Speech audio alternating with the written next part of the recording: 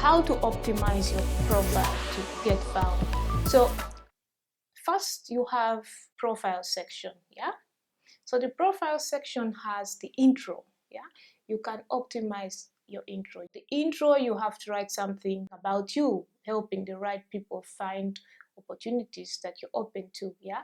And then you go here to about you. The about you section is what you do, you know, just write whatever you're doing. And future posts, future articles, future links, future websites, whatever, you know, upload documents and presentations of things you've done so that you have evidence of what you're claiming to be, you know, to do, so that people can, you know, don't have to do a lot to find you, especially if you're looking for a job or looking for clients to help. So it's very important that you feature some of your work here in the featured section. So then you write your background, so where you went to school, what licenses you have, blah blah blah. So you can also go to skills.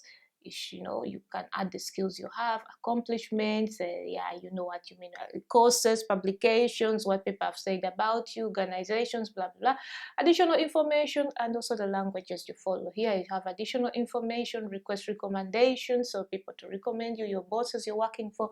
So this is very essential for you to what? To grasp. So once you've set up all this, also you have to add languages, things like that. So in my profile, I've added all these things. It's already optimized. And what you need to do is when you go you can choose a language, English or Dutch, because we're in the Netherlands. I'm an English speaker, so I chose English. So my profile shows up in English. So what you can also do is we can also embed your profile on our website. I hope you can optimize for followers on LinkedIn and grow your LinkedIn following as soon as possible to capitalize on that B2B business if you're in the B2B space. And I hope you enjoyed, and give this video a thumbs up or a thumbs down and leave a comment below.